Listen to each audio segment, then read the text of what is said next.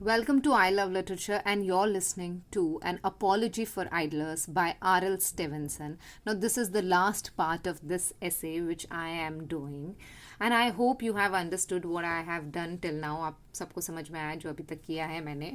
Last essay में जो इसका लास्ट पार्ट था मैंने रियलाइज़ किया कि मैंने उसमें थोड़ा इंग्लिश में ज़्यादा बोला है, बट इट इज़ ओके. हाँ, बहुत इजी है इसका जो पिछला पार्ट है, जो मैंने पार्ट 7 बनाया था, वो समझना उतना मुश्किल नहीं है. मैं बार बार रिक्वेस्ट करूँगी अपने सभी स्टूडेंट्स से कि प्लीज़ अपने हाथ में टेक्स्ट रखिए. हालांकि मैंने टेक्स्ट को अपलोड कर दिया है, लेकिन फिर भी अगर आप टेक्स्ट को लेके पढ़ेंगे, आप वर्ड्स को अंडरलाइन करेंगे जो आपको समझ में नहीं आ रहा, जो मीनिंग आपको समझ में नहीं आ रहे हैं, या जो फ्रेजेस, जो सेंटेंसेस समझ में नहीं आ रहे हैं, तो आपको लॉन्ग रन में बहुत हेल्प करेगा. Now let's come to the last part of it. हमने देखा कि यहाँ पे कैसे इससे पहले वाला जो पार्ट है, एक छोटा सा उसका मैं समरी दे देती हूँ. इससे पहले वाला जो पार्ट है, हमने देखा कि कैसे उन इंडस्ट्रियस फेलो को, इंडस्ट्रियस मतलब जो कि बहुत हार्ड वर्किंग होते हैं, उनकी यहाँ पे बुराई कर रहा है हमारा एसेइस्ट, और वो बोल रहा है कि ये लोग जो इतने हरी में रहते हैं, ये कुछ नहीं, ये सिर्फ इनडाइजेशन रीप करते हैं, और ये जो भी काम करते हैं, इनको खुद को नर्वस डिरेंजमेंट हो जाता है. तो देन व्हाट अबाउट अदर्स, दूसरों को क्या होता होगा. और ये रिक्ल्यूज होते हैं, रिक्ल्यूज अकेले रहना पसंद करते हैं ये, है ना. और इनको कंपनी में ज़्यादा मज़ा नहीं आता, और कभी कंपनी में जाते भी हैं तो दूसरों का बुरा हाल कर देते हैं, क्योंकि ये अपना टेम्पर को लूज़ कर देते हैं. एंड राइटर बोलता है कि I don't care how much और हाउ वेल ही वर्क्स. मतलब ये जो इंडस्ट्रियस फेलोज हैं, ये कितना काम करते हैं, इससे हमें क्या करना. They are evil feature in other people's life. आप कितने भी अच्छे हो, लेकिन अगर आप दूसरों को खुशी नहीं दे सकते, दूसरों की लाइफ को हैप्पी नहीं कर सकते, तो आप क्या अच्छे हो. तो यही राइटर यहाँ पे बोलता है. और अगर ये मर भी जाएं तो भी इससे कोई फ़र्क नहीं पड़ता आइडलर्स को, दूसरे लोगों को, क्योंकि ही पॉइजन्स लाइफ. मतलब ये जो इंडस्ट्रीज पीपल होते हैं, बहुत सारे इंडस्ट्रीज पीपल दूसरों की लाइफ को पॉइजनस बना देते हैं. इतना पॉइजन कि दूसरे लोग बोलते हैं, जिनको खुश रहना और जिनको हंसी मजाक करना पसंद आता है, उनको लगता है कि क्या है, धरती पे बोझ है, समथिंग लाइक दैट. अब हम अगर नेक्स्ट पैराग्राफ पे आए, तो यहाँ पे मैं इसको अच्छे से थोड़ा डिटेल में एक्सप्लेन करूँगी. And what in God's name is all this pother about. तो राइटर ये बोलता है, पॉथर का मतलब होता है फस, है ना, कि ये सब क्या है. In God's name, okay. And what is all this pother about. ये सब क्या है, ये क्या फस है कि पागल होए जा रहे हैं, काम किए जा रहे हैं, दूसरों की जिंदगियों को जहर बनाए जा रहे हैं. क्यों कर रहे हो ये सब? फॉर व्हाट कॉज, क्यों कर रहे हो? For what cause do they embitter their own and other people's life. तो ये जो इतने ज़्यादा हार्ड वर्किंग लोग हैं, सो कॉल्ड हार्ड वर्किंग लोग हैं, ये अपनी भी लाइफ को एम्बिटर करते हैं, अपनी भी इतनी डिसअपॉइंटेड लाइफ बना देते हैं, और दूसरे लोगों की लाइफ को भी बहुत ही एम्बिटर कर देते हैं. उनकी भी लाइफ में डिसअपॉइंटमेंट देने के लिए कोई नहीं है, कुछ नहीं है इनके पास, क्योंकि ये दूसरों को हमें कभी प्रेज नहीं कर सकते, कभी उनको मोटिवेट नहीं कर सकते, उनको बस डीमोटिवेट ही कर सकते. That a man should publish.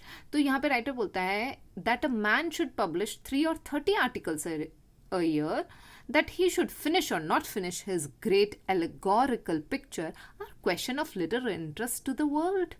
ठीक है, कि ये 3 आर्टिकल लिखे या 30 आर्टिकल लिखे, हमें क्या करना.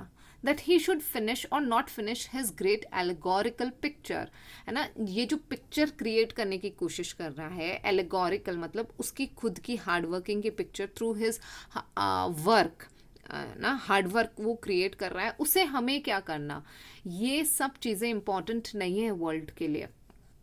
फॉर एन एग्जाम्पल, एक एग्जाम्पल की तरह देखिए कि आप एक इंडिया के बहुत इंपॉर्टेंट साइंटिस्ट हैं, बहुत ही ज़्यादा, मतलब आप इतने क्रूशियल हैं कि इंडिया आपको लूज़ नहीं करना चाहता। यू वर्क इन ISRO, और वहाँ पे आप इसरो में बहुत ही इम्पोर्टेंट साइंटिस्ट हैं, और आप ट्रेन से जाते हैं रोज़ अपने ऑफिस तक, लोकल पकड़ते हैं, इमेजिन करिए आप, या मेट्रो पकड़ के जाते हैं, और आप जब मेट्रो में बैठते हैं तो आप अपने सारे लोगों को, आसपास के लोगों को इरिटेट कर देते हैं। मतलब you are not that genuinely happy person. अगर आप इस तरीके के हैं तो जो दूसरे लोग हैं जो आपके साथ रहते हैं, या आप अपनी फैमिली को इरिटेट कर देते हैं। आप बहुत बड़े साइंटिस्ट हैं, लेकिन क्या ये जो कॉमन लोग हैं इनके लिए आप कोई भी इम्पोर्टेंस होल्ड करते हैं इनकी लाइफ में? नहीं करते, है ना। इन लोगों को कोई मतलब नहीं है, इन लोगों को आपके उस काम से कोई मतलब नहीं है कि आप इतने बड़े साइंटिस्ट हैं या पता नहीं क्या क्या कर रहे हैं देश के लिए। उनको सिर्फ इसी बात से मतलब है कि आप उन्हें खुशी दे रहे हैं कि नहीं। आप इतने बड़े साइंटिस्ट नहीं हो के थोड़े छोटे भी साइंटिस्ट हों, और आप इन लोगों से खुशी खुशी बात कर लें, प्यार से बात कर लें, एक स्माइल के साथ बात कर लें, they are happy, they will love you, they will like you, they would like to see you again. लेकिन अगर आप इस तरीके के नहीं, आप खुद ही एक जहर हैं, तो this world does not care for you, does not care about you. So you are actually questions of little interest to the world. यही यहाँ पे राइटर हमें समझाने की कोशिश कर रहा है। The ranks of life are full. सारे रैंक्स ऑफ लाइफ फुल हैं, ठीक है। बहुत सारे लोग हैं, बहुत सारा काम कर रहे हैं, आप कोई स्पेशल नहीं हो। And although 1,000 fall, there are always some to go into the breach. Okay, although 1,000 fall, ranks of life are full, है ना। एंड ऑल्दो 1,000 fall, और हज़ारों लोग पीछे भी रह जाते हैं, हज़ारों लोग जाते भी रहते हैं, मरते भी रहते हैं, दे स्टॉप वर्किंग ऑल्सो। ये सब लाइफ में होता रहता है। And there are always some to go into the breach, and there are always some people जो कुछ हटके करते हैं। फॉर एन एग्जाम्पल, ब्रीच मतलब जो भी चल रहा है उसको तोड़ के, है ना, उस एक स्टीरियोटिपिकल लाइफ को छोड़ के कुछ अलग हट के करते हैं, ठीक है। ब्रीच करना मतलब तोड़ना। When they told Joan of Arc, if you are a student of BA English और BA फर्स्ट ईयर, तो आपको मालूम होना चाहिए जॉन ऑफ आर्क बहुत इम्पॉर्टेंट कैरेक्टर है फ्रेंच हिस्ट्री का। शी वॉज अ गर्ल जिसने फ्रांस की आर्मी को लीड किया था। I literally mean this, lead किया था फ्रेंच आर्मी को, ठीक है। सोचो कि उसने हजारों मेल सोल्जर्स को लीड किया था। उसने फ्रांस के लिए लड़ाई लड़ी थी against English people in 100 years of war। 100 year war हुआ था, और उसमें जॉन ऑफ आर्क ने फ्रांस की तरफ से लड़ाई लड़ी थी। अब she is a French heroine, okay. तो when they told Joan of Arc she should be at home minding women's work, ठीक है, उसे घर पे होना चाहिए। वो ये ऐसे कपड़े पहन के क्या कर रही है, एक सैनिक के कपड़े पहन के क्या कर रही है, एक सोल्जर के कपड़े पहन के? उसे तो घर में होना चाहिए। She should be at home minding women's work, जो वुमेन आमतौर पे काम करती है, बर्तन धोना, झाड़ू पोछा करना, बच्चों को संभालना, उसे वो करना चाहिए। She answered, there were plenty to spin and wash, okay. For an example, एक आप वॉर सीन को इमेजिन करिए जहाँ पे आप सामने वाले से लड़ने गए हैं, you are the commander of your company, and सामने दूसरी तरफ भी उस कंपनी का कमांडर खड़ा है, और दूसरा वाला कमांडर एक मेल कमांडर है। वो आपको बोलता है कि अरे तुम यहाँ क्या कर रही हो, तुम्हें तो घर पे होना चाहिए, बच्चे संभालने चाहिए। तो वो लड़की जो कमांड कर रही है वो बोलती है कि बहुत सारी हैं घर पे काम करने के लिए, okay. There were plenty to spin and wash, and so even with your own rare gifts, when nature is so careless of the single life, why should we coddle ourselves into the fancy that our own is of exceptional importance? Very beautifully written, I should say. तो यहाँ पे writer बोलता है and so even with our own rare gifts, हम सब के पास, ठीक है, जैसे जॉन ऑफ आर्क के पास उसका रेयर गिफ्ट था कि शी कुड कमांड ना, वो वॉर उसने लड़ी फ्रेंच के लिए, बीइंग वुमेन, ठीक है, जबकि पहले कोई वुमेन कमांडर नहीं होती थी, सोल्जर भी नहीं होता था, एक सिंपल सा। तो हम सब के पास अपना अपना अपना रेयर गिफ्ट है, हर इंसान के पास उसकी यूनिक चीज़ है। When nature is so careless of the single life, लेकिन सच ये है कि nature is so careless of the single life, nature care ही नहीं करता सिंगल लाइफ के लिए। हालांकि हर सिंगल लाइफ की अपनी अपनी उसके पास एक अलग चीज़ है, रेयर गिफ्ट भगवान ने हर किसी को अलग तरीके से बना के भेजा है जो दूसरे को नहीं बनाया। उसके बावजूद भी life is, this nature is so careless of the single life. I think it is clear. और ये जो लाइन है, very famous line, so careless of the single life, is taken from Tennyson's in memoriam, ठीक है। Tennyson के इन memoriam बहुत famous pome है और उसी में से ये लाइन को लिया गया है, so careless of the single life. Why should we coddle our self, why should we coddle our self, मतलब हम अपने आप को इस तरीके से क्यों ट्रीट करें, बेवकूफ़ बनाएं, ओवर प्रोटेक्टेड कि हम बहुत इंपॉर्टेंट हैं। We coddle our self into the fancy that our own is of exceptional importance, ठीक है। हाँ, हर आदमी जानता है कि वो अपने आप में अलग है दुनिया से, लेकिन आप अपने आप को इतना घमंड क्यों आप अपने आप में ला रहे हैं कि नहीं, मैं तो इतना एक्सेप्शनल इम्पोर्टेंस हूँ कि अगर मैं नहीं रहूँगा तो दुनिया चलती रहेगी, तो दुनिया रुक जाएगी, है ना, मेरे बिना कुछ हो नहीं सकता।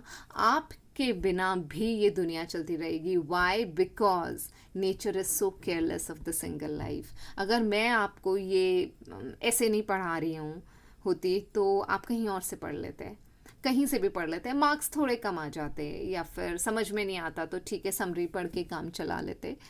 I am not so important for you, है ना। तो कभी भी इंसान को ये नहीं सोचना चाहिए कि that person is of exceptional importance, उस इंसान के बिना इस धरती पे काम नहीं चलेगा, ऐसा नहीं है। वाई?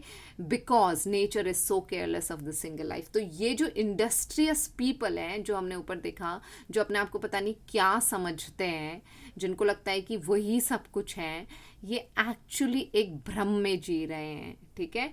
तो ये बात हमें कौन बता रहा है? राइटर बता रहा है कि इनको इतना प्राउड नहीं होना चाहिए। सपोज, अब राइटर और एग्जाम्पल देता है, suppose Shakespeare had been knocked on the head some dark night in sir Thomas Lucy's preserves. अब आपको पहले ये समझना है प्रिजर्व्स क्या होता है। प्रिजर्व्स इन द सेंस एक बाड़ा people who are from Haryana, Rajasthan, MP will understand. एक ऐसी जगह जहाँ पे हम एनिमल्स को रखते हैं, जहाँ पे हम मुर्गे वुर्गे पाल के रखते हैं, एक क्लोज जहाँ पे गाय भैंस टाइप्स भी हम रखते हैं, और प्रिजर्व्स। तो शेक्सपियर क्या करते थे, सर टॉमस लूसी के प्रिजर्व में जाके वहाँ पे मुर्गियों की पोचिंग करते थे, मुर्गियाँ पकड़ लाना और मार देना और इस टाइप से करते थे। तो इसकी वजह से इन दोनों में बहुत लड़ाई रहती थी। तो यहाँ पे राइटर बोल रहा है, suppose Shakespeare had been knocked on the head, okay, some dark night, है ना, इन सर टॉमस लूसीज तबेला, ओके, फॉर एन एग्जाम्पल, बाड़ा फॉर एन एग्जाम्पल, कि अगर उधर शेक्सपियर को, क्योंकि शेक्सपियर रात में ही जाता चोरी करने या जो भी है, उधर पकड़ के मार देते तो क्या होता, ठीक है। The world would have waked on better और वर्स, वर्ल्ड थोड़ा सा बेटर हो जाता या थोड़ा सा वर्स हो जाता बस, लेकिन बाकी सब काम ऐसे होते। The pitcher gone to the well, ठीक है, लोग फिर भी पानी भरने जाते। The scythe to the scythe to the corn, scythe आपको पता होगा जो कॉर्न काटने की एक ऐसा होता है, ब्लेड टाइप होती है, तो साइथ टू द कॉर्न, फिर भी लोग जाते कॉर्न काटने, ठीक है। उसके बाद all these you should understand that all of them are actually metaphor, okay. The student to his book, students फिर भी पढ़ने जाते, and no one been any the wiser of the loss, ठीक है, क्या फ़र्क पड़ना था, ठीक है, किसी को. There are not many works extant if you look the alternative all over which are worth the price of a pound of tobacco to a man of limited means. तो यहाँ पे राइटर बोलता है there are not many works extant, मतलब इतने बहुत ज़्यादा work नहीं है, बहुत ओल्ड वर्क जो अभी भी एग्जिस्टेंस में है, ठीक है, बहुत कम ओल्ड वर्क हैं जिनका भी एग्जिस्टेंस है. वर्क क्या होते रहते हैं, जैसे पहले आपको मालूम है कि नालंदा, तक्षशिला, इन सब के साथ क्या हुआ, इनको डिस्ट्रॉय कर दिया गया. तो वर्क, बहुत पुराने वर्क डिस्ट्रॉय भी होते जाते हैं. ऐसे बहुत कम वर्क होते हैं जो रह जाते हैं, और वो रह भी जाते हैं तो उनका एग्जिस्टेंस या तो क्वेश्चनेबल हो जाता है, क्वेश्चन करते हैं हम, या उसका बहुत छोटा सा पार्ट रह जाता है. If you look the alternative all over which are worth the price of, और अगर आप उसके ऑल्टरनेटिव ढूंढें तो उनका क्या प्राइस है, ऑफ अ पाउंड. पाउंड यहाँ पे वेट है, weight of tobacco to a man of little means, limited means. A man of limited means मतलब मैन को इतना छोटा दिखाया है यहाँ पे राइटर ने कि कोई वर्थ ही नहीं है, जो पीछे वाले लोगों ने इतना हार्डवर्क किया है उन चीज़ों को. This is a sobering reflection. Sobering का मतलब है thinking seriously. Think seriously about these reflection for the proudest of our earthly vanities. मतलब सोचो यार, आप इतना प्राउड करते हो अपनी earthly vanities पे, उन vanities पे जो कि earthly हैं. earthly, जो भी earthly हैं उस सबको एक दिन ख़त्म होना है, ठीक है. तो even a tobacconist may, upon consideration, find no great cause for personal vainglory in the phrase. For although tobacco is an admirable sedative, the qualities necessary for retailing it are neither rare nor precious in themselves. तो यहाँ पे एक टबैकोनिस्ट का यहाँ पे writer एक example देता है और बोलता है कि उसको भी अपनी वेन ग्लोरी मतलब अपनी बढ़ाइयाँ करने की ज़रूरत नहीं है, उसके पास भी कोई बड़ी बातें नहीं है अपनी बढ़ाइयाँ करने के लिए. जबकि हम जानते हैं कि जो टबैको है वो एक एडमायरेबल सिडेटिव है ना, जिससे आपको नशा होता है, लेकिन फिर भी उसमें कुछ ऐसी क्वालिटीज़ नहीं है, रेयर और प्रेशियस क्वालिटीज़ नहीं है उस टबैकोनिस्ट में. वो नहीं भी होगा तो भी काम चलता रहेगा. Okay, thereafter writer says, alas and alas, you may take it how you will, but the services of no single individual are indispensable. कुछ भी सोचो, आप कैसे भी इस बात को लो, लेकिन एक सिंगल इंडिविजुअल की सर्विस जो है वो इतनी इंडिस्पेंसिबल नहीं है, इतनी ज़्यादा इंपॉर्टेंट नहीं है कि उसके बिना कुछ चलेगा, काम नहीं होगा. Atlas, if you're a student of BA first year, you should know कि ग्रीक मिथोलॉजी में एटलस ने जियस के अगेंस्ट लड़ाई करी थी. एटलस हार गया था और फिर एटलस को एक पनिशमेंट मिली. वो पनिशमेंट क्या थी कि उसको ज़िंदगी भर अपने कंधों पर स्काई का बोझ उठाना है, उसको स्काई को अर्थ से अलग रखना है, और उसके लिए वो अपने कंधों पे स्काई को लेके खड़ा है. Atlas was just a gentleman with a protracted nightmare. So what is his protracted nightmare? Protracted मतलब very long lasting, ठीक है. जितनी लंबी पनिशमेंट मिलनी चाहिए उससे भी ज़्यादा लंबी उसकी पनिशमेंट, उसका नाइटमेयर क्या था कि वो अभी तक वो स्काई को अपने कंधों पे लेके खड़ा है. And yet you see merchants who go and labour, ये सब जानते हुए भी, ठीक है, कि एक सिंगल मैन का इस दुनिया में काम करना इतना इंडिस्पेंसिबल नहीं है कि उसके बिना कुछ काम नहीं चलेगा. फिर भी मर्चेंट्स क्या करते हैं, मेहनत करते हैं, है ना, इतनी मेहनत करते हैं. गो and labour themselves into a great Fortune बनाते हैं, पैसा कमाते हैं, उसके बाद दोबारा बैंकरप्ट भी हो जाते हैं, ठीक है. Scribblers who keep scribbling at little articles until their temper is a cross to all who come about them. Scribbling करते रहते हैं, आर्टिकल्स लिखते रहते हैं राइटर्स, और फिर क्या होता है, मतलब उस लिमिट तक कि वो पागल हो जाए. जब तक टेम्पर इज अ क्रॉस का मतलब होता है एंग्री होना. आपको ये लिटरेचर में वर्ड हमेशा आएगा, please remember this, is a cross to all who come about them, as though Pharaoh should set the Israelites to make a pin instead of pyramid. क्या होता अगर फराओ क्या कौन है, इज़राइल में किंग को फराओ बोलते हैं. अगर वो इज़राइल के जो लोग हैं, इजरायली हैं, उनको ये बोलता कि पिरामिड बनाने की जगह पिन बना दो, है ना, पिरामिड मत बनाओ, छोटी सी चीज़ बना दो. And fine young man who work themselves into a decline. Fine young man जो इतना काम करते हैं, इतना काम करते हैं कि अपने आप को ख़त्म कर देते हैं, इनटू अ डिक्लाइन, नीचे आ जाते हैं, and are driven off in a with white plumes upon it. और फाइनली क्या होता है, वो जो यंग मैन है वो अर्स हर्स में, hearse in the sense, hearse का मतलब होता है, आपने एक गाड़ी देखी होगी जिसके अंदर डेड बॉडी को लेके जाते हैं, स्पेशली कॉफिन को रख के लेके जाते हैं उसको दफनाने के लिए. तो दैट इज़ अर्स. एक लंबी सी कार होती है जिसके पीछे सीटें नहीं होती, बस कॉफिन रखने की ज़रूरत मतलब जगह होती है.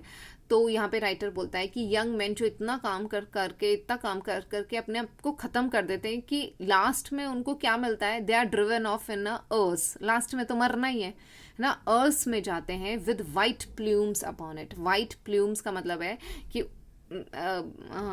White plumes actually flowers, white colour के फेदर्स एंड फ्लावर्स जो ब्रेवरी की निशानी होती है. ठीक है. Would you not suppose this person had been whispered by the master of the ceremonies the promise of some momentous destiny. Would you not suppose, आपको क्या लगता है कि इनको भगवान ने कुछ अलग से विस्पर करा था, इनके कान में इनको प्रॉमिस किया था कि आपको मोमेंटस डेस्टिनी मिलेगी. मोमेंटस मतलब वेरी इंपॉर्टेंट डेस्टिनी आपको मिलेगी, कुछ अलग आपको, you will be destined for something. Okay. उसके बाद राइटर यहाँ पे बोलता है and that this lukewarm bullet on which they play their fast. This lukewarm bullet, lukewarm मतलब not so much enthusiastic, not so much interested bullet on which they play their farces was the bullseye and ice center point of the universe. So this earth on which this lukewarm bullet on which they play their farce was the bullseye and center point of all the universe, and yet it is not so. So it simply means that whatever they consider the bull's eye, whatever they consider so important, is actually very important, but actually not. Okay. How? It's very simple. Whatever they do is important for people who have similar temperament, for people who are hardworking, but they are not of any importance for people who are not that hardworking, है ना. उनके अपने fraternity के लोगों में they are important, they are doing something great, but not for those people who don't understand their work, and yet it is not so. तो the ends for which they give away their priceless youth, तो जिस end के लिए वो priceless youth अपना दे देते हैं, for all they know maybe, now this is the word you should remember, chimeric. For all they know may be chimeric or hurtful. Okay, जिसके लिए वो प्राइजलेस यूथ दे देते हैं, वो या तो हर्टफुल होता है, लास्ट में उनको हर्ट होता है, या तो ऐसा कि अरे इतना ही अचीव किया, ये अचीव करा, इसको अचीव करने में क्या मिला, या फिर वो काइमेरिक होता है. काइमेरिक मतलब इल्यूजनरी होता है, जिसको वो कभी अचीव ही नहीं कर पाते. Something which is impossible to achieve is called chimeric. Okay. The glory and riches they expect may never come. So wo glory, the glory and riches, now you can read it here, the glory and riches they expect may never come, because it is chimeric, it is illusionary, it is so hurtful कि जिसके लिए वो अपनी पूरी जिंदगी दाव पे लगा देते हैं, that might never come or may find them indifferent. और ऐसा भी हो सकता है कि उनको वो जब ग्लोरी मिले तो उन्हें वो समझ में ही नहीं आए, because they have worked so hard in their life that they cannot understand that glory which ultimately comes to them, and they are so indifferent to that glory, and they and the world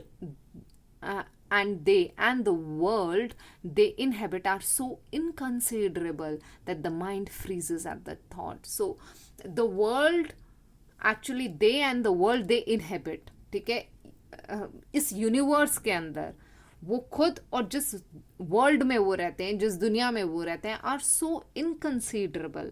इनकंसीडरेबल means is not that important to be considered. It's not large enough it's not that large enough to be considered important, that the mind freezes at the thought. और अगर आप इसको सोचेंगे कि जो आदमी अपनी पूरी जान लगा देता है ये सोच सोच के कि ये मुझे करना ही है, इसके बिना दुनिया रुक जाएगी, और इसके बिना क्या होगा, और इसके बिना देश का क्या होगा या मेरी फैमिली का क्या होगा, अल्टीमेटली सच ये है कि उसके होने और नहीं होने से इस दुनिया में कोई फ़र्क नहीं पड़ता. तो the very thought makes your mind freeze, that's what writer says, the mind freezes at the thought. Now thank you for listening. I hope it is clear. अगर आपको नहीं समझ में आया हो बहुत अच्छे से, तो आप इसे बार बार पढ़िए. आप इसे 3-4 बार पढ़ेंगे, 3-4 बार सुनेंगे तो आपको समझ में आएगा. एंड आई कॉन्ग्रेचुलेट ऑल दो स्टूडेंट्स जिन्होंने सारे वीडियोस को देखने के बाद एन अपॉलॉजी फॉर आइडलर्स पे जो यहाँ तक पहुँचे हैं, जिन्होंने सीरियसली पूरे ऐसे को लाइन बाय लाइन पढ़ा है. आई really congratulate them, and they will actually learn how to read a text. Thank you for listening, and a request कि अगर आपको ये अच्छा लगा है और आप कुछ और भी पढ़ना चाहते हैं तो please do comment below, so that I come to know that what do you want me to make a video on. I would like to make a video on something which is not at all available to you anywhere. I'll try to do that. Thank you for listening once again.